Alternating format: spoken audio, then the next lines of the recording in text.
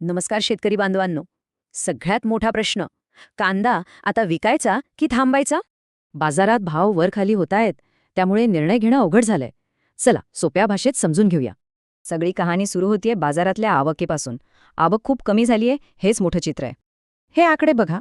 आवक 4 लाखांवरून थेट 2.25 लाख क्विंटलवर आलीये. आता या कमी झालेल्या आवकेचा वेगवेगळ्या कांद्यावर काय परिणाम होतोय ते पाहणं महत्वाचं आहे. तर लाल आणि उन्हाळी कांद्यासाठी बाजाराची दिशा पूर्णपणे वेगळी आहे.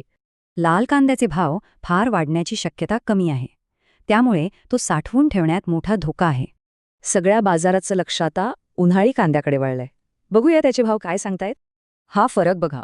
उन्हाळी कांद्याला सरासरी 1200-1300 रुपये भाव मिळतोय, जो लाल कांद्यापेक्षा जास्त आहे. चला पिंपळगाव बाजारपेठेचं उदाहरण घेऊया, जी आपल्याला एक अंदाज देईल. इथे बघा, उन्हाळी कांद्याला चक्क 1551 रुपयांचा कमाल भाव मिळाला. याचा अर्थ चांगल्या मालाला बाजारात मोठी मागणी आहे आणि आशादायक चित्र निर्माण झाले. मग आता या सगळ्या माहितीवरून आपण नक्की काय करायला पाहिजे? सोपी गोष्ट आहे. लाल कांदा असेल तर विकून टाका आणि उन्हाळी कांदा असेल तर थांबू शकता.